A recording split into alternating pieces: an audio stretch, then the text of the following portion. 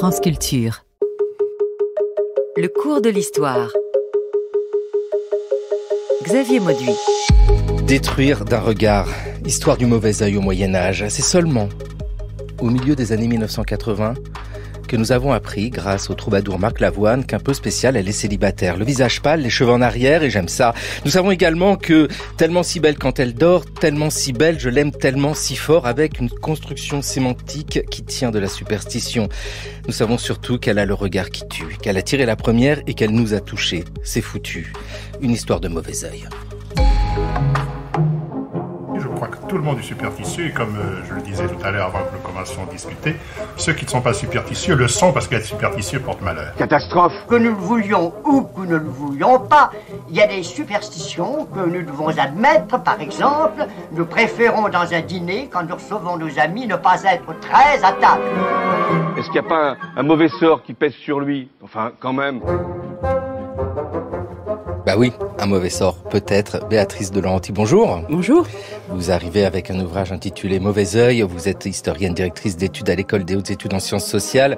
Qu'est-ce que le mauvais œil? Je ne vais pas vous demander de lire le premier chapitre de votre ouvrage. C'est le titre de ce premier chapitre de votre ouvrage publié au Cerf. Qu'est-ce que le mauvais œil? Alors, le mauvais œil, c'est le fait pour un être humain ou un animal de nuire à un autre être humain ou un autre animal par le regard. Le pouvoir du regard. Ça, c'est le sens précis que j'ai étudié. Et il y a aussi un autre sens beaucoup plus large qu'on utilise aujourd'hui à mauvais œil, qui est la malchance, la poisse. Quand on dit ça va porter le mauvais œil, c'est simplement un sens un peu vague. Mais le sens précis, c'est le pouvoir du regard. Avec une volonté de nuire? C'est ça, avec une volonté de nuire. Alors, la question de la volonté, elle est un peu compliquée, parce que parfois, le mauvais œil peut être jeté à l'insu de la personne qui le jette. Mais en tout cas, c'est l'idée de nuisance à travers le regard. Et c'est un phénomène qui a été observé par les anthropologues dans différentes sociétés, depuis l'Antiquité jusqu'au monde contemporain. Et les anthropologues mettent en avant différentes sortes de traits récurrents pour le mauvais œil. Il y a donc le fait que le pouvoir émane des yeux. Il y a le fait qu'il vise la destruction d'une personne, souvent décrit comme un pouvoir d'assèchement ou mortel, donc c'est vraiment quelque chose de dangereux. Et enfin, la mise en relation avec une passion, l'envie. Là, je parle vraiment des anthropologues, pas des historiens. Le mauvais œil est souvent décrit comme résultant de l'envie, de la jalousie. Et enfin, il vise tout particulièrement les enfants. Et il y a tous ces récits de mauvais œil autour de bébés, de nouveau-nés ou de jeunes enfants. Votre étude se concentre sur le Moyen-Âge, un mauvais œil, une histoire médiévale. C'est le sous-titre parce que, vous venez de le dire, il y a une histoire antique. Vous me parlez de mauvais œil qui pétrifie, je pense à la Gorgone Méduse qui nous regarde et qui nous pétrifie. Dans l'Antiquité déjà, on va trouver cette idée que un simple regard peut détruire. Oui, c'est une idée qu'on trouve vraiment dans toutes les sociétés de façon extrêmement répandue. Alors moi, j'ai un point de vue d'historienne. Donc ce que je cherche à voir, c'est qu'est-ce qui est spécifique à l'époque médiévale du mauvais œil.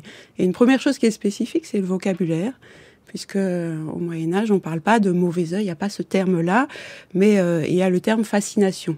Fascinatio en latin et en français fascination. Et ce terme-là de fascination a le même sens, avec aussi le même double sens dont je parlais tout à l'heure, c'est-à-dire un sens précis de pouvoir exercé par le regard, et un sens plus large qui est un sens un peu vague d'enchantement. Moi, je m'intéresse au sens de pouvoir du regard. Mais la différence avec aujourd'hui, c'est qu'aujourd'hui, quand on parle de fascination, on pense à quelque chose de passif. On est fasciné par une belle musique, une belle fleur, une belle femme. Au Moyen-Âge, c'est un sens actif. C'est-à-dire que le fascinateur, comme celui qui jette le mauvais œil, il agit à travers son regard. Et il y a le fasciné de l'autre côté de l'interaction, qui reçoit le regard. Donc, il y a à la fois un sens actif et passif à l'époque médiévale. C'est-à-dire que je peux être fasciné comme aujourd'hui, mais je peux également fasciner quelqu'un. Fascination, une histoire intellectuelle du mauvais œil, c'est un autre de vos ouvrages, Béatrice de Laurenti. D'ailleurs, le terme de fascination, je l'entends de manière beaucoup plus large que simplement le mauvais œil. Vous l'entendez au sens d'aujourd'hui, qui est un sens... comme on entend le mauvais œil, mais un sens courant qui qui a à voir vraiment avec le fait de recevoir des belles impressions, avec un sens plutôt positif d'ailleurs aujourd'hui. Alors que dans les textes médiévaux, c'est quelque chose de très négatif. Il s'agit vraiment de nuire à quelqu'un par le regard. Dans votre travail, vous avez travaillé sur la contagion, avec des ouvrages consacrés à la contagion des émotions. Est-ce que cette histoire de Mauvais œil s'inscrit dans cette réflexion sur la contagion ? Oui, tout à fait. En fait, ce qui m'a intéressée dans ce travail, c'est de comprendre comment les savants du Moyen-Âge expliquent le mauvais œil, la fascination, comment ils l'interprètent. Et il se trouve que à cette époque, la fascination est comprise comme une forme de contagion, comme une forme de transmission corporelle. C'est vraiment une affaire de corps. C'est ça qu'il faut garder à l'esprit.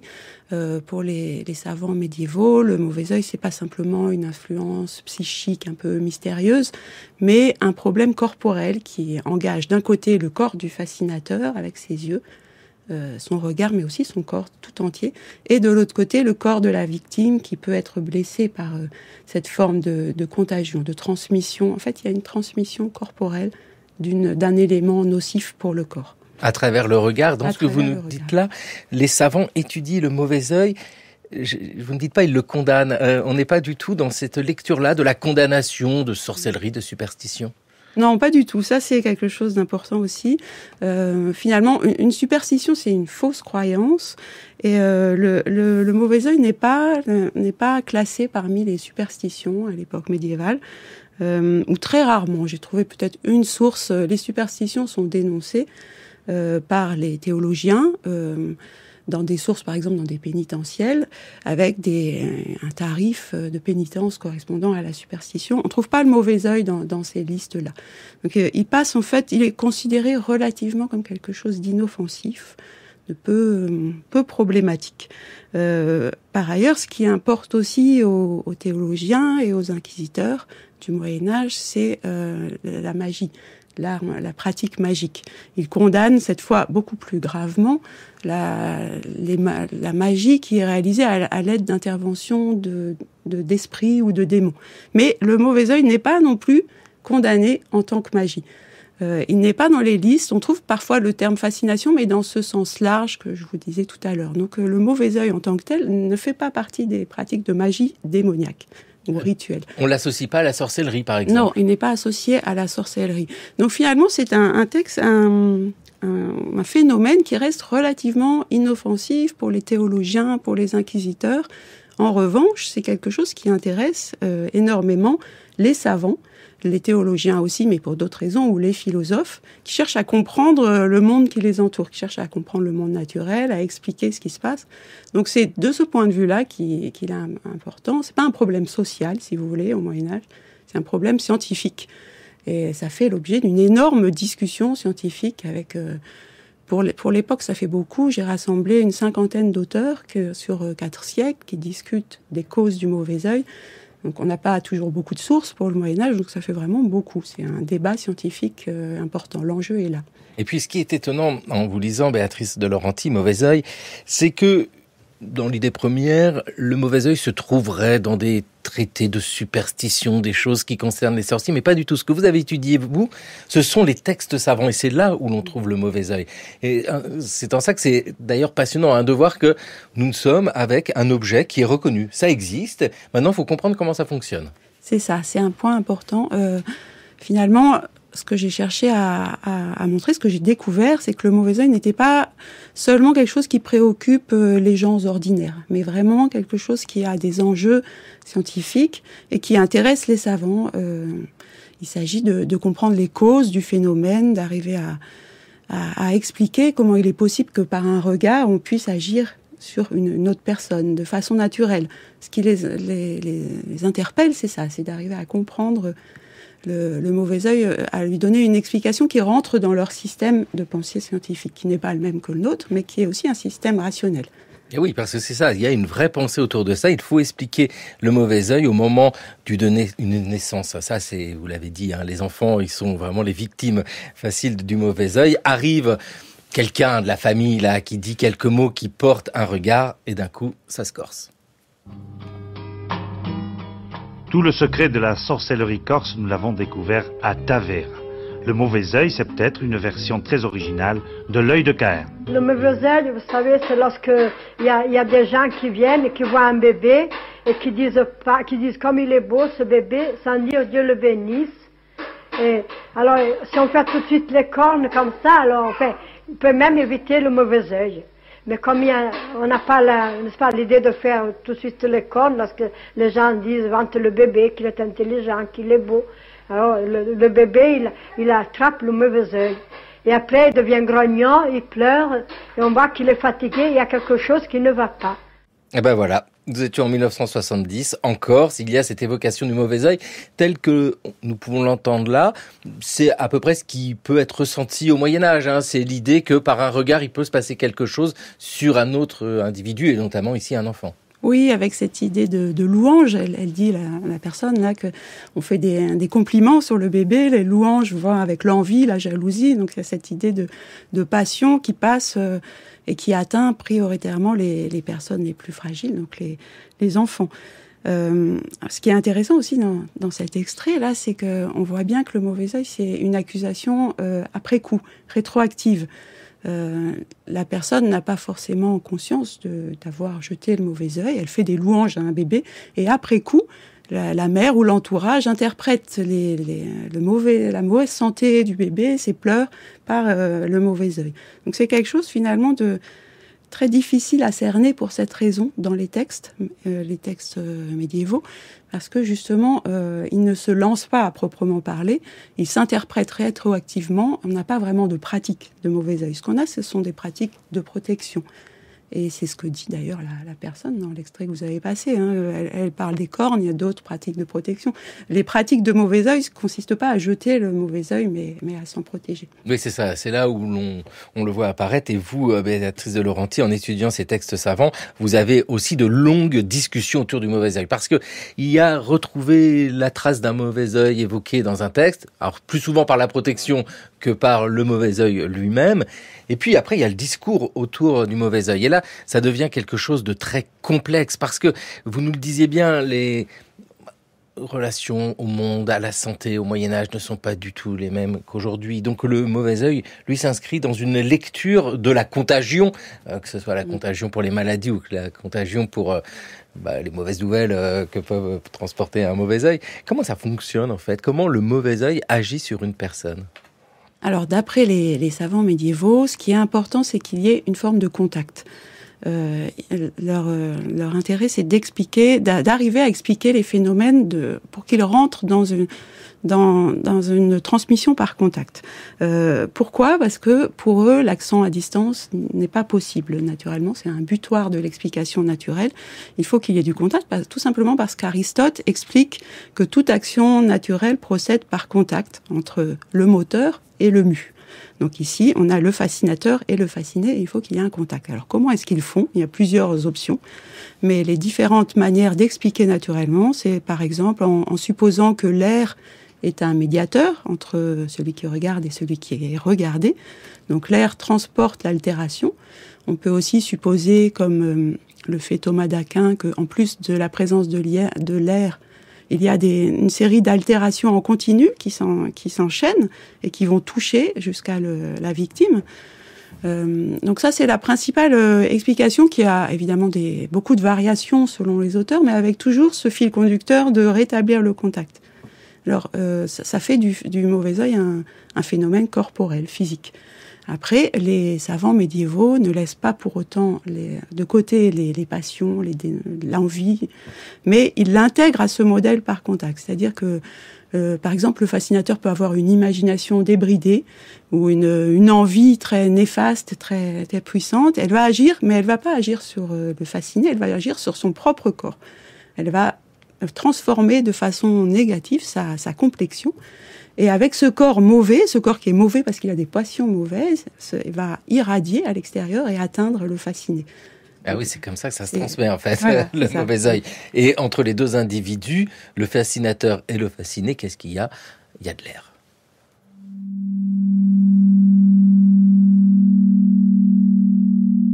Pourquoi certains ont-ils des yeux qui fascinent ? Réponse. lorsqu'un homme voit la richesse d'un autre, il est torturé par l'envie pour l'autre, au point que son cœur se resserre, ainsi que son cerveau. Et donc, à cause des humeurs corrompues, la nourriture du corps fait défaut, de sorte que certains se retrouvent dans un état de santé très mauvais. D'autres trouvent la mort, et ce n'est pas surprenant, car l'air est contaminé par l'esprit de l'âme, comme on peut le voir chez celui qui a les yeux chassieux. En effet, si un homme aux yeux chassieux respire en regardant droit dans les yeux quelqu'un qui a les yeux sains, celui-ci sera lui aussi atteint de chassis.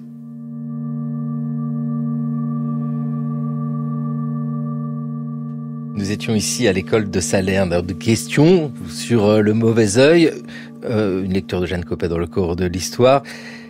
Donc, quand nous croisons quelqu'un qui a les yeux sales, au Moyen-Âge, on peut se dire, celui-là, il est corrompu de l'intérieur, ça se reflète dans ses yeux, et s'il me regarde, je peux être contaminé. Tout à fait. L'ophtalmie, la chassis, c'est l'autre nom pour l'ophtalmie. Vous savez qu'aujourd'hui encore, l'ophtalmie est très contagieuse. Donc c'est le cas. Et la fascination est un autre mal contagieux, exactement comme l'ophtalmie, et pour les mêmes genres de raisons, à cause de ces nuisances qui sortent de l'œil et qui atteint la personne en face. Ça veut dire que c'est par l'air que le mauvais œil se transmet. C'est ça. Dans le texte, on entend à un moment le mot d'esprit. Alors, faut pas le comprendre dans un sens moderne. Il s'agit ce qu'on appelle chez Galien en grec le pneuma ou le spiritus en latin, c'est-à-dire des petites particules qui sont dans le corps, qui circulent pour assurer la transmission entre l'âme et le corps selon les médecins médiévaux, et qui sort aussi parfois par les yeux et qui se transporte dans l'air jusqu'à être aspiré par le regard de celui qui regarde. Avec l'ophtalmie, les conjonctivites, toutes ces choses-là, c'est terrible. On se dit, vous avez raison de le souligner, Béatrice de Laurenti, faut pas toucher parce que ça peut être très très contaminant. On a ici une question posée dans le cadre d'un travail, en fait, d'une réflexion médicale. Comment se transmet le mauvais œil? Et c'est ainsi, d'ailleurs, qu'est pensé le mauvais œil. C'est un élément, comme d'autres, qui peut expliquer la condition de quelqu'un qui est malade ou de quelqu'un qui ne va pas bien. Oui, c'est un élément avec des enjeux savants importants. Pour les médecins, donc cette idée de maladie, le mauvais œil sert en fait une sorte de laboratoire pour réfléchir à la contagion à la transmission des maladies. C'est aussi une façon de comprendre plus largement les relations entre l'âme et le corps. Au Moyen-Âge, on parle d'âme. Aujourd'hui, on parlerait peut-être plutôt d'esprit, mais c'est cette question du psychisme et des effets du psychisme sur le corps.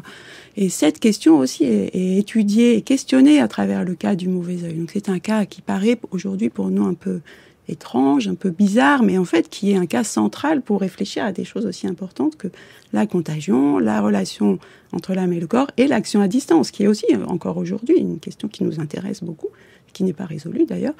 Donc voilà, ce sont des questions savantes très, très importantes. Pour ça, ces débats médiévaux, il faut les prendre en compte et pas les regarder avec beaucoup de mépris, parce qu'au contraire, la pensée est très vive. Et puis, comme vous nous l'expliquiez, tout cela reste très cohérent. C'est ici un modèle, une proposition qui tient, qui est solide.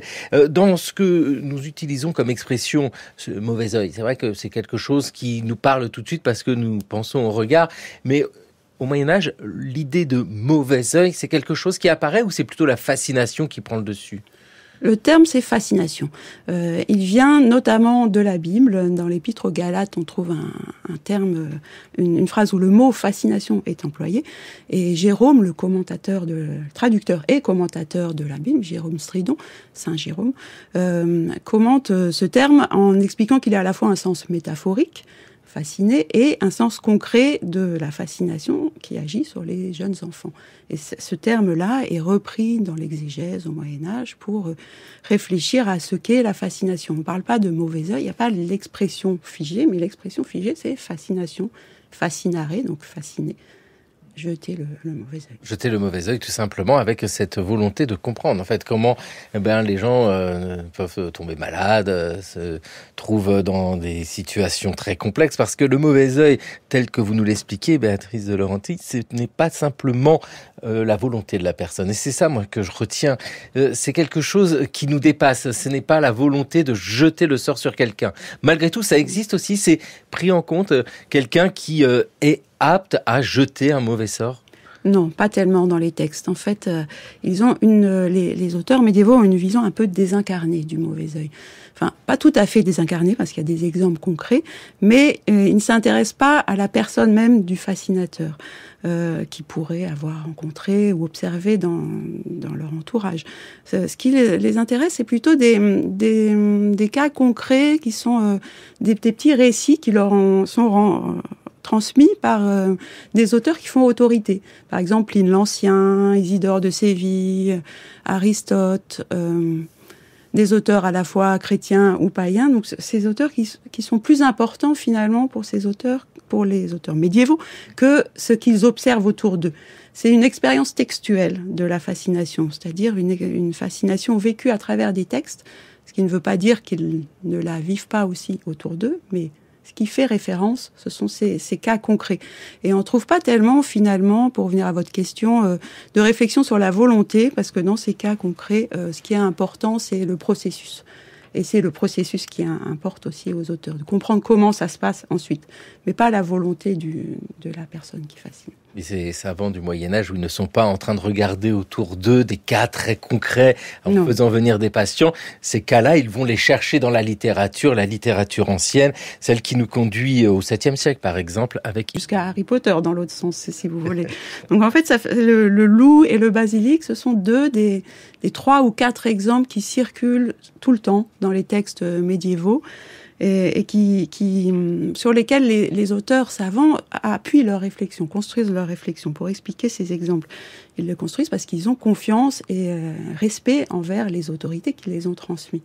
Le loup, donc, c'est le loup qui fait que l'homme perd sa voix lorsque le loup le regarde en premier. Le regarde en premier. Ce qui est intéressant dans cet exemple, c'est qu'il y a une direction du regard. Ça marche seulement dans un sens. Et c'est un des aspects qui suscite parfois des discussions pour comprendre pourquoi est-ce que le loup atteint l'homme lorsqu'il est le premier à regarder, mais pas dans l'autre sens. Il y a différentes possibilités d'explication. Un texte de l'école de Salerne qui explique que le regard bienveillant de l'homme installe une sorte d'écran protecteur qui empêche le loup de l'atteindre. Donc c'est quelque chose qui suscite donc des explications. Le basilic, c'est le serpent qui tue. Ça, c'est un exemple qui est extrêmement répandu dans les textes médiévaux, dans les encyclopédies, mais aussi dans des textes plus élaborés, des textes savants. Les 2 autres exemples qu'on rencontre, c'est l'exemple de la femme et l'exemple du chameau. L'exemple de la femme vient d'Aristote. C'est l'idée de la femme qui, lorsqu'elle a ses règles, va avoir des particules de sang menstruel qui sortent par les yeux et qui brouillent le miroir dans lequel elle se regarde. Donc, c'est cette idée de femme au miroir qui est un exemple extrêmement répandu, discuté, associé aux autres, parce qu'il vient d'Aristote. Et enfin, le dernier exemple, c'est l'exemple du chameau, qui est cette fois pas un animal agresseur, mais un animal agressé, avec l'histoire du regard du fascinateur qui jette l'homme dans un trou et le chameau dans une marmite. Et si vous voulez, je peux vous raconter cette petite histoire du chameau qui est intéressante parce que c'est un texte qui vient du monde arabe, c'est cet adage, le regard jette l'homme dans un trou et le chameau dans une marmite, mais et qui a été transmis par un auteur arabe qui s'appelle Al-Rasali, Al-Ghazal dans son nom latinisé, et qui a été donc traduit en latin, puis ensuite discuté par les auteurs médiévaux. Mais ce qui a beaucoup intrigué les auteurs médiévaux, c'est que le traducteur de Al-Rasali a un peu brouillé l'exemple en le traduisant. Cet exemple, j'ai oublié de vous le dire, c'était un hadith, c'est-à-dire il provient d'un recueil de sentences de dires du prophète et de commentaires des paroles du prophète. Donc on trouve cet adage qui est très fréquent, très connu dans le monde musulman. Et le traducteur latin a traduit donc cette idée. L'œil envoie l'homme dans un trou et le chameau dans une étuve de bain, dans un bain chaud. Il a traduit par caldarium l'idée de la marmite dans laquelle le chameau tombe, d'après l'adage musulman. Donc les auteurs latins ont reçu cet adage avec cet adage très étrange pour eux, donc un homme qui tombe dans un trou et pas dans un tombeau, et un chameau qui tombe dans un bain chaud et pas dans une marmite. Par conséquent, cet adage est beaucoup diffusé et il suscite des interrogations, il suscite des questionnements importants. Oui, parce que le loup, nous le comprenons bien, on n'a pas envie de croiser un loup, et si un loup nous regarde, moi je reste muette, en tout cas tétanisé, j'ai peur. Le basilic, c'est un serpent avec souvent une tête de coq. Là aussi, on fait pas le fier. Le chameau, c'est vrai qu'on voit pas trop en quoi cet animal pourrait poser problème, ou en tout cas comment ce jeu de mauvais œil peut s'insérer dans cette histoire-là. Mais à vous écouter, Béatrice de Laurenti, vous nous l'avez dit que la temporalité, vous étudiez le Moyen-Âge, nous conduit sur quelque chose de beaucoup plus large, l'Antiquité, et que là aussi, nous ne sommes pas dans une aire géographique limitée à l'Occident. Le monde arabe aussi a du mauvais œil, et encore ailleurs, il y a le mauvais œil. Le mauvais œil est partout et il circule, parce que dans l'histoire du trou et du chameau, nous sommes ici avec quelque chose de transmission. En fait, le mauvais œil se transmet aussi par la littérature et par ses transferts culturels. Oui, cette histoire de mauvais œil est au cœur d'une histoire de transfert culturel. Et finalement, pour essayer de trouver des sources sur le mauvais œil, j'ai choisi de suivre le fil d'un texte et de la réception d'un texte, qui est un texte d'Avicenne, dans lequel Avicenne interprète la fascination. Avicenne, c'est un médecin et un philosophe du XIe siècle, qui a composé une œuvre immense, à la fois médicale, le canon d'Avicenne, qui est très connu et qui a beaucoup d'influence sur la médecine médiévale, mais aussi philosophique. Et notamment, un de ses textes, son traité sur l'âme, a été traduit dans la deuxième moitié du XIIe siècle en latin, en même temps que le texte d'Algazel sur le chameau, dont je parlais tout à l'heure. En fait, le texte d'Algazel sur le chameau est un commentaire de ce texte d'Avicenne. Donc, dans ce petit texte d'Avicenne, on trouve quelques lignes dans son traité sur l'âme dans lequel il évoque le pouvoir de l'âme en dehors du corps. Et ces quelques lignes, avec un exemple de fascination, ont suscité des débats en Occident. Donc on est en plein dans une histoire de transfert culturel. Cette doctrine du pouvoir de l'âme en dehors du corps, chez Avicenne, elle contient plusieurs étapes. Il considère d'abord que l'âme peut agir chez tout être humain sur son corps. Ce sont tous les effets psychosomatiques, le vertige, la confiance, toute une gamme d'effets psychosomatiques. Donc l'âme agit sur le corps propre, mais elle peut aussi, dit Avicenne, agir sur les corps étrangers.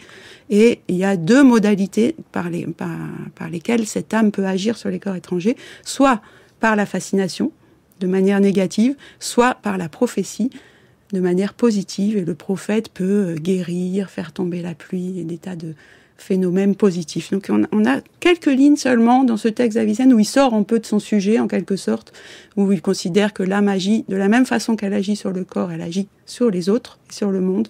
Et ces quelques lignes ont enclenché un énorme débat au Moyen-Âge. C'est ce qui provoque en fait les discussions médiévales.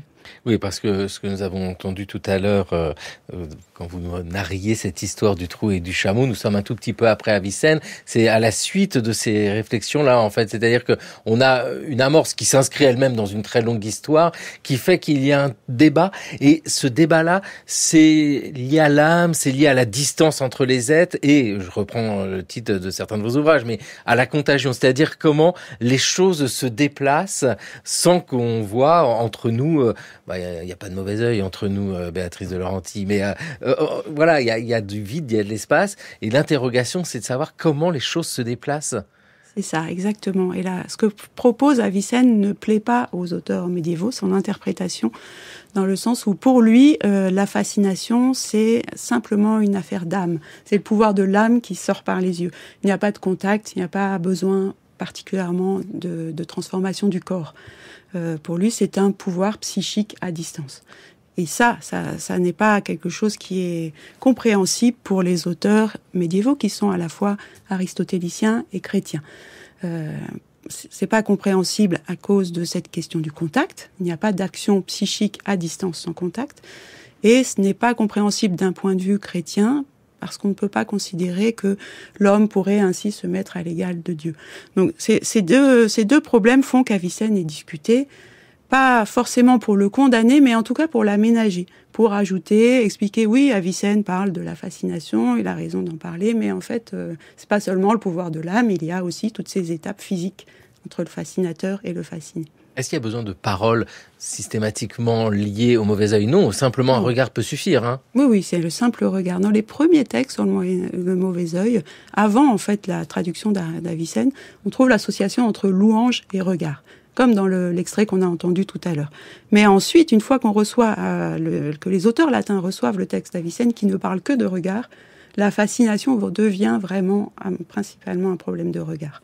Avec la question du regard, de l'œil, du fonctionnement de l'œil, quelque chose d'absolument magique. Hein. Comment nous arrivons à percevoir notre environnement. Puis ici, il y a toutes les conceptions sur la manière dont fonctionne l'œil. Qu'est-ce que voit l'œil?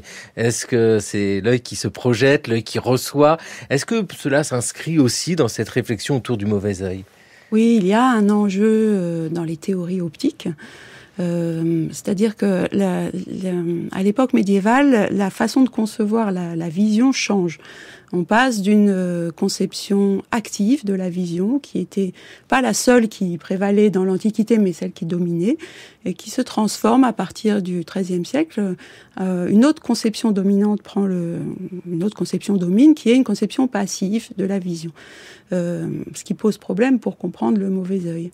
Ce qui fait que dans les premiers textes médiévaux, on trouve parfois l'idée de rayon du regard, donc qui suivent cette conception active de la vision. Mais lorsque la discussion prend plus d'ampleur à partir de la deuxième moitié du XIIIe siècle, c'est plutôt d'autres explications, donc comme je disais, par le corps, par les spiritus, le pneuma qui sont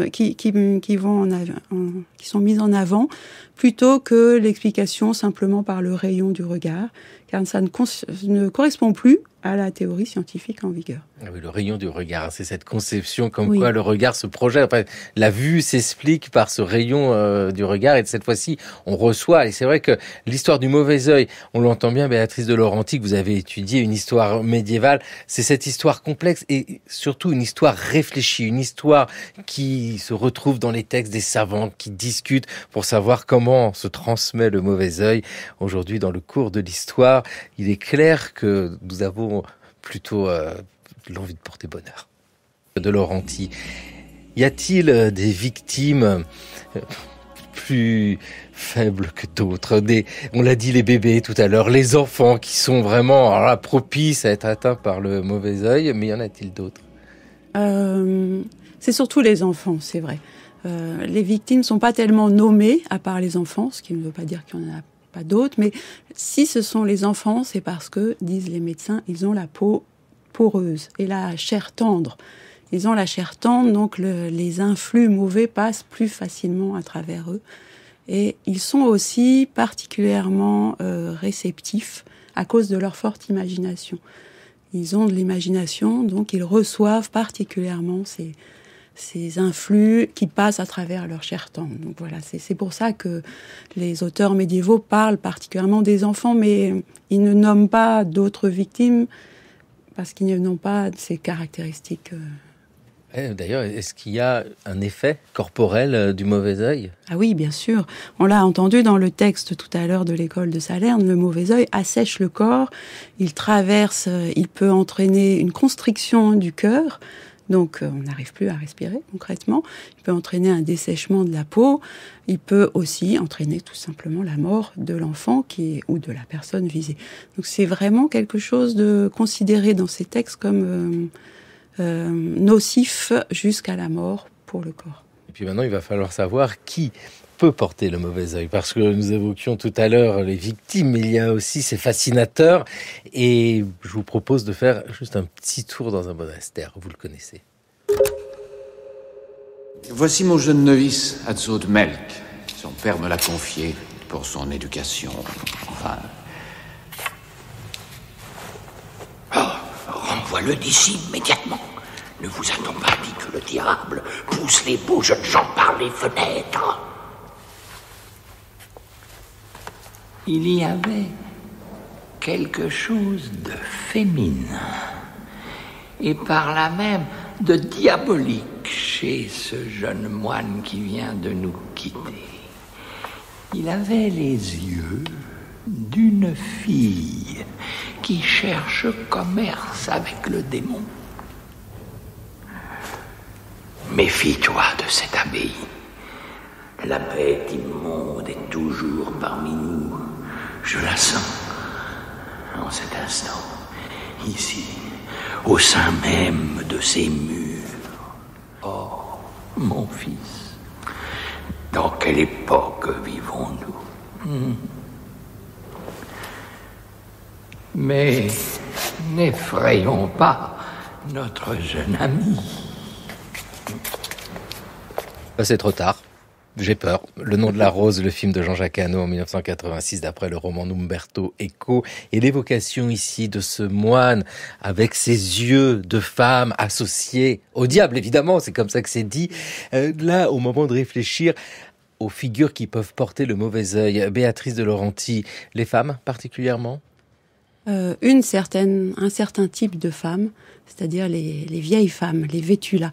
Vétula, c'est un terme latin dépréciatif qui veut dire petite vieille. C'est une figure qu'on trouve dans les textes et qui ne fait pas que porter le mauvais œil, qui fait des tas de choses en fait. C'est une sorte d'ancêtre de la sorcière. On est dans des textes qui ne prêtent pas à la petite vieille des pouvoirs démoniaques. Mais plutôt des pouvoirs de nuisance par la parole, par le regard, ou simplement parfois cette figure est convoquée pour être ridiculisée. La vétula, elle croit agir avec le diable, mais en fait elle ne fait rien. Dans les textes sur le mauvais œil, la vétula apparaît dans deux types de situation. De temps en temps, elle est accusée de jeter le mauvais œil. C'est la vétula fascinatrix, la vieille qui fascine. Mais elle est aussi parfois simplement accusée de parler, de trop parler et de véhiculer des récits. Alors c'est très ambigu. On trouve ça notamment chez l'évêque de Paris du début du XIIIe siècle, Guillaume d'Auvergne, qui explique que les vétulas parlent beaucoup trop. Elles racontent aux enfants des histoires de mauvais œil. Mais en même temps, parce qu'elles leur racontent ça, elles les protègent. Parce qu'en fait, ensuite, ils sont conscients et ils s'en méfient. Donc il y a cette ambivalence de la vétula qui n'est pas forcément un personnage très négatif, qui est une figure très intéressante à étudier parce que très complexe et qui, je pense, est surtout un être de papier, un être de discours. C'est une figure qui permet aux auteurs de tester la limite de ce qui est admissible pour eux, ce qui est licite ou non. Ils convoquent toujours la vétula pour dire, bon voilà, ça se passe comme ça, mais parfois la vétula intervient. Donc c'est une figure des marges en fait. Vous avez particulièrement, Béatrice de Laurenti, étudié les textes savants, les discours, et nous entendons bien que toutes ces références, qu'il s'agisse du loup, du basilic, qu'il s'agisse de la vétula, sont des exemples littéraires. Mais est-ce qu'il y a des effets dans la vie de tous les jours des gens, au sens où est-ce que ça laisse des traces? Quelqu'un qui pourrait se dire, j'ai été victime du mauvais œil, j'ai été voir quelqu'un pour qu'elle transmette le mauvais œil. Est-ce que là, ça laisse des traces? J'aurais bien aimé trouver des textes de consultation sur le mauvais œil, mais j'en ai pas trouvé. Il n'y en a pas dans les sources. Donc, ça ne laisse pas de traces dans les sources. Après, je suis persuadée que la croyance dans le mauvais œil était active à l'époque médiévale, comme elle l'est dans beaucoup d'autres sociétés, à différentes époques. Mais de fait, ce qui m'a beaucoup étonnée en travaillant là-dessus, il n'y a pas de traces de pratique de mauvais œil dans les sources, ou lorsqu'on trouve des traces qu'on pourrait éventuellement interpréter, c'est toujours un peu difficile. On n'a pas vraiment de discours pour nous dire là, il s'agit de mauvais œil. On ne trouve pas de récit non plus de scènes de mauvais œil, comme on en trouve dans les textes contemporains d'anthropologues qui racontent des récits très, très vivants de scènes de mauvais œil, mais pour le Moyen-Âge, non. Donc ça, c'est quelque chose d'assez surprenant, qui me fait penser que le mauvais œil est quelque chose qui, finalement, est assez banal, qui passe sous les radars des condamnations, on l'a déjà dit, les condamnations de magie démoniaque ou les condamnations pour superstition, et qui, en tant que phénomène social, n'est pas vraiment un enjeu, en fait, quelque chose. Mais par contre, il est un enjeu, comme on l'a dit, pour l'expliquer pour les savants.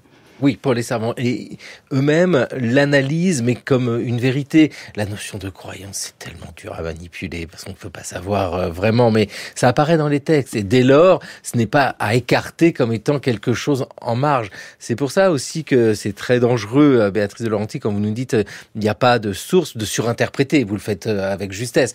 Parce qu'on a envie, quand on étudie le mauvais œil, de voir du mauvais œil partout, mais faut savoir garder une distance. C'est ça, exactement. Alors, la croyance, c'est quelque chose un horizon très incertain pour un historien. La croyance, c'est quelque chose qui se passe dans le fort intérieur et qu'on ne peut pas supposer, sauf si la personne affirme sa croyance. Sinon, on ne fait qu'imputer les croyances à quelqu'un sans savoir si elles sont réelles. Donc, la croyance, c'est quelque chose de très difficile à cerner. Et c'est pour ça qu'il faut garder beaucoup de prudence dans l'interprétation des sources et de fait dans l'interprétation des pratiques. Pour vous donner des exemples de pratiques, si vous voulez, les pratiques qu'on trouve dans les ouvrages actuels d'anthropologie m'ont servi de guide pour essayer de trouver les mêmes dans les sources médiévales.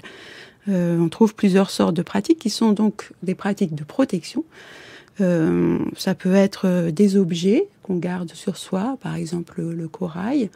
Ça peut être des gestes, le geste de Magnificat, qui est un geste insultant connu aujourd'hui dans l'Italie et qui est un geste qu'on rencontre partout contre le mauvais œil. Comme ça. Ah oui, c'est ça. C'est-à-dire, vous mettez le pouce entre le majeur et l'auriculaire, au milieu de la main. Voilà. Donc, la Magnificat, c'est un geste connu pour se protéger contre le mauvais œil. Parmi les objets, en plus du corail, on a des objets en forme d'œil. Vous savez, si vous voyagez en Grèce, vous trouverez des gros œils ronds et bleus qui sont des protections contre le mauvais œil. Des phallus, on en trouve aussi beaucoup dans les cabanes à touristes en Grèce, par exemple. Donc voilà, ça, ce sont des objets très courants pour se protéger. Il y a des formules aussi. Mais de fait, ce que je voulais dire, c'est que quand j'ai cherché dans les sources médiévales ce genre d'objets, j'en ai pas trouvé. Et j'ai trouvé parfois des mentions qui pourraient s'apparenter à ça, mais sans preuve. Par exemple, le pendentif en corail, il existe des représentations médiévales de la Vierge à l'enfant dans lequel Jésus a un pendentif en corail. Donc il a ici une protection. Est-ce que c'est une protection pour le mauvais œil ? Aucun moyen de le savoir. Par exemple, si on regarde dans un texte d'un chirurgien du XIVe siècle, Henri de Mondeville explique qu'il a utilisé le corail pour soigner de violentes douleurs au ventre chez un de ses patients, en posant le corail sur l'estomac. Là, c'est pas du tout une affaire de mauvais œil, il parle pas du tout de ça. Donc le corail est considéré comme ayant des vertus thérapeutiques. Donc, après, la Vierge à l'enfant et l'enfant Jésus avec le corail, on ne sait pas du tout s'il s'agit de mauvais œil ou d'autre chose. Il y a peut-être des coliques, l'enfant Jésus. Voilà. Mais puis il y a l'aspect esthétique aussi qu'il est difficile de mesurer. C'est le danger de la surinterprétation. C'est pourquoi, dans votre travail, vous avez suivi cette ligne qui est celle des débats des savants, avec la volonté pour les gens de se protéger. Et ces amulettes, tout ce que vous évoquez là, c'est vrai que c'est quelque chose de très connu. C'est très lié à des croyances, mais des croyances qui ne sont pas mises à l'écrit par les gens qui sont les premiers concernés. Et c'est ça aussi le regard intéressant de partir du haut. Parce que là, il y a au moins une verbalisation de la chose, un récit. Mais avec la conscience de la limite, on ne peut pas aller plus loin, si ce n'est après que par hypothèse, d'où l'intérêt de regarder les autres disciplines comme l'anthropologie. C'est ça. On part pas tellement du haut, mais plutôt de ce qu'on a, en fait, des sources qu'on a. Je suis partie des sources, sans vouloir plaquer sur les sources des interprétations actuelles, en essayant au contraire de me mettre à la hauteur des gens, des acteurs historiques, des personnes qui écrivent à cette période. Comment est-ce qu'ils comprennent ? Quels sont leurs systèmes de référence ? Et je me suis aidée des travaux d'anthropologie pour essayer de savoir où chercher. Ça, c'était très utile aussi pour comprendre de quoi il s'agit. Il y a toujours des aspects universaux dans les croyances, mais moi, en tant qu'historienne, ce qui m'intéresse, c'est pas l'universel, c'est le particulier. De voir quels sont les enjeux pour une époque donnée, et ça, on le trouve dans les sources. Et puis avec l'idée que quand quelqu'un est malade, il est prêt un peu à tout pour obtenir la maladie, et si on lui fait croire, ou si on le convainc, ou s'il pense, parce que c'est comme ça qu'une amulette peut le guérir, mais ce serait bien dommage de s'en priver. Vous pensiez que vous aviez besoin d'un peu de chance ? Oui. Un peu, beaucoup même. Qu'est-ce qui n'allait pas? Il y a toujours quelque chose, surtout au point de vue argent et tout. Oui. Alors lui, peut-être qu'il va pouvoir me porter chance. Puis quelques jours après, je l'ai reçu. C'est ce que j'attendais. J'attendais un mandat, je l'ai reçu. Qu'est-ce que vous souhaiteriez? Trouver une maison. Enfin, quelque chose avec un jardin. Pour les enfants, surtout. C'est le mot chance qui vous a attiré, c'est le mot... Oui, puis j'ai vu pas mal de personnes, enfin, dessus, j'ai cru, quoi. Si on ne croit pas, c'est pas la peine. C'est pas la peine de l'apprendre. Ah bah, si on croit pas. Nous étions en 1972 dans les archives de l'ORTF avec une question d'Amulette Béatrice de Laurenti. La notion de croyance, vous nous l'avez dit, c'est très compliqué. Et puis l'idée de chance aussi. Est-ce que l'histoire du mauvais œil s'inscrit dans cette vaste histoire des croyances? Qu'est-ce que la chance? Qu'est-ce que la fortune? Comment attirer la chance ou comment fuir le mauvais œil? Oui, évidemment, on est dans l'histoire des croyances et en même temps, comme on le disait, c'est une histoire un peu incertaine qui doit s'appuyer sur d'autres choses plus concrètes, sur des pratiques pour avancer. On est en fait à la croisée entre l'histoire des sciences et l'histoire des croyances. Et du point de vue de la croyance, il y a deux sortes de croyances que j'ai cherché à cerner. La croyance des gens ordinaires dans la fascination. Comme je le disais, j'ai pas trouvé de source. Elle existe certainement, mais elle ne laisse pas de traces. Et la croyance des savants. Et là, il y a quelque chose d'important, c'est que le fait de discuter du mauvais œil ne veut pas dire qu'on y croit. Moi, quand j'écris ce livre, ça ne veut pas dire que je crois au mauvais œil. Et c'est la même chose, en fait, pour Thomas d'Aquin. C'est pas parce qu'il discute du pouvoir du regard qu'il croit au mauvais œil, c'est parce qu'il considère que le phénomène lui est transmis et qu'il faut qu'il propose une explication savante. Donc la croyance des savants, elle est tout aussi difficile à cerner dans la mesure où personne parmi ces savants ne dit « je crois au mauvais œil ». Jamais. Donc c'est une question de croyance qui croise un problème d'histoire des sciences. Et puis, l'histoire permet de voir les moments où la question est traitée et les moments où elle n'apparaît plus dans les sources. Alors, à partir de quand le mauvais œil commence-t-il à disparaître? Alors, disparaît pas vraiment, mais disons que le moment où moi j'ai arrêté mon enquête au moment où le paradigme change en quelque sorte, c'est-à-dire à partir de la deuxième moitié du XVe siècle, au moment où se met en place ce qu'on appelle l'imaginaire du sabbat, l'idée qui est mise en avant par les théologiens et les inquisiteurs qu'il y a un sabbat des sorcières et que les sorcières, les femmes donc, se rendent la nuit sur un balai pour adorer le diable. Cette idée donne lieu à des traités de démonologie très importants à partir de cette période et soutient et entretient la chasse aux sorcières qui commence à ce moment-là et qui est surtout le fait de l'époque moderne. Ces textes, ce moment-là, changent en fait la position des théologiens par rapport au mauvais œil. Ils s'en intéressent encore moins. Quand ils parlent de fascination, c'est en changeant le sens pour parler de sorcellerie. Et c'est donc un contexte complètement différent. Ça ne veut pas dire que les débats s'arrêtent, mais ils changent un petit peu de sens. Et on trouve, ce qui change aussi, c'est que les médecins, eux, à cette période, commencent à s'intéresser au mauvais œil, mais vraiment comme une maladie concrète. Ils se sont déjà intéressés aux causes de la fascination, mais ils inscrivent le mauvais œil dans des traités de médecine, ce qui n'était pas le cas avant. Donc ces deux choses font que finalement les discussions des médecins et les discussions des théologiens deviennent complètement différentes à partir de cette époque. On a encore des textes sur le mauvais œil au XVIe siècle, mais je pense beaucoup moins. En tout cas, ils n'ont pas été rassemblés, donc sinon on les connaît pas. Mais donc les discussions se poursuivent en fait, mais avec un contexte différent. Et ensuite, il y a une troisième chose qui s'ajoute, c'est l'humanisme, à partir de la deuxième moitié du XVe siècle, avec des auteurs comme, par exemple, Marcille Ficin, qui fait un parallèle entre fascination et amour, passion amoureuse, et qui, pour la première fois, propose à la fois un sens négatif et un sens positif de la fascination. Donc on a ces changements, l'humanisme, la médecine qui s'intéresse aux cas concrets, les théologiens qui s'en intéressent parce qu'ils s'intéressent aux sorcières. Donc ces trois aspects font que la période est complètement différente, que les débats se poursuivent. Je ne les ai pas étudiés ensuite, mais on a aussi moins de textes.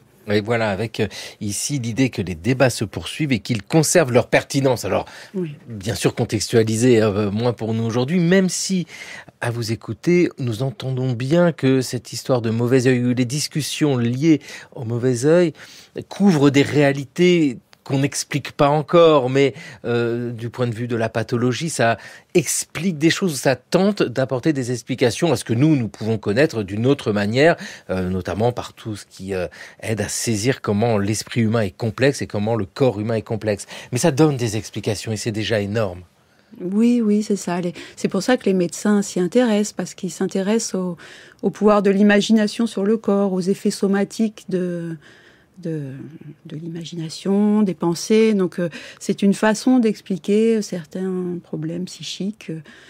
C'est une modalité de la relation entre l'âme et le corps. Donc effectivement, c'est au cœur de ce qui pose question aux médecins. Avec ce passage autour du XVe siècle, où il y a l'invention des sorcières du sabbat et tout ça, où le mauvais œil devient quelque part un vecteur du diable. Moi, j'ai l'impression que cette histoire médiévale, je reprends le sous-titre de votre ouvrage, est plus pertinente. En tout cas, dans les échanges de ces savants, il y a plus d'avancées d'arguments parce que le diable n'a rien à faire ou en marge de cette histoire-là. Oui. Alors, ces savants s'intéressent aussi aux démons à côté, bien sûr. C'est pas quelque chose qui n'est pas important pour eux. Mais c'est vrai qu'il y a une sorte de moment naturaliste, en fait, qui est très frappant entre la fin du XIIe et le début du XVe, en gros, où on a vraiment d'énormes discussions sur la philosophie naturelle, sur les causes naturelles des phénomènes qui nous paraissent aujourd'hui, avec notre regard actuel, comme proche de ce qu'on penserait maintenant. Alors on est dans des contextes tout à fait différents, mais il y a aussi une forte rationalité dans ces façons d'expliquer les phénomènes. C'est moi ce qui m'intéresse beaucoup dans cette période. Et ensuite, il y a aussi de la rationalité dans la démonologie, mais c'est dans un autre contexte et on change vraiment d'ambiance avec la chasse aux sorcières, les guerres de religion, la période qui suit en fait. Béatrice de Laurenti, cette contagion des émotions, je reprends le titre de votre ouvrage, la compassio, qui vous conduit à réfléchir à la fascination, c'est le titre d'un autre de vos ouvrages, jusqu'au mauvais œil. Ça vous conduit où cette histoire-là? Parce qu'il y a encore des fils à tirer sur quelles pistes explorer pour saisir, c'est très difficile, la pensée de ces gens du Moyen-Âge. Il y aura toujours des sources à trouver, donc il y a encore des pistes à explorer, c'est vrai, il y a des sources, j'aimerais bien travailler parfois sur des sources en langue vernaculaire, par exemple. Là, j'ai travaillé uniquement sur des sources en latin. Et les sources en français ou en espagnol sont des sources que j'ai pas explorées, qui seraient intéressantes. Sinon, moi, ce qui m'intéresse dans les fils à tirer, c'est tout ce qui est l'histoire des relations âme-corps, dans d'autres phénomènes que la fascination, qui est un champ immense à explorer. Bon, alors ça va, vous portez bonheur comme historienne, avec ces relations âme-corps qui font que nous ne sommes plus du tout dans des compréhensions actuelles, parce qu'il y a eu tous ces filtres des 16e, 17e, 18e siècle et le 19e siècle qui a complètement tué ces réflexions-là. Le mauvais œil, ça devient au 19e siècle quelque chose de complètement en marge et presque de folklorique, pour utiliser un mot qui était à la mode à ce moment-là.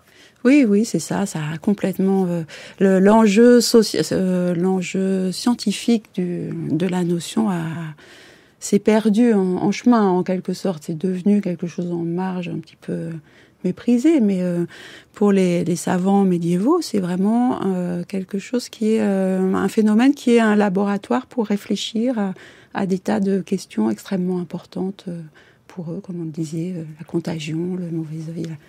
Voilà, merci vivement à vous. Oui, d'être venu dans le cours de l'histoire, parce que quelque part, c'est aussi à distance que vous avez transmis ces informations par l'intermédiaire d'un micro. Donc, Mauvais œil, une histoire médiévale, c'est publié aux éditions du Cerf. Merci beaucoup à vous. Prochain épisode dans le cours de l'histoire. Sacrée superstition, une histoire entre raison et religion. Vous nous disiez, Béatrice de Laurenti, que vos sources étaient surtout en latin? Oui. Voilà. Bon, les pattes de latin, ça apporte bonheur. Je tiens tout de suite à préciser que pour moi, la superstition, c'est une science. C'est une science. Il y a des gens qui sont superstitieux, comme d'autres parlent l'anglais ou l'italien ou l'espagnol. Et je suis devenu superstitieux le jour où je me suis aperçu que mes oreilles n'entendaient pas tout et que l'ensemble de mes sens était limité. Alors à partir de ce moment-là, je suis devenu superstitieux parce que je me suis dit vraiment, ne pas être superstitieux, c'est une telle forme de prétention, c'est tellement croire que l'on est un être suprême. Claude Lelouch, le réalisateur en 1973, qui évoque la science, la superstition et son rapport à la superstition. Le cours de l'histoire sur France Culture, une émission préparée par Raphaël Laloum, Jeanne Delecroix, Jeanne Copet, Solène Roy et Maïwenn Guizou. Merci à l'INA, l'Institut National de l'Audiovisuel, pour son aide dans la recherche d'archives. Cette émission et toutes les précédentes sont à écouter, à podcaster sur notre site franceculture.fr et l'appli Radio France.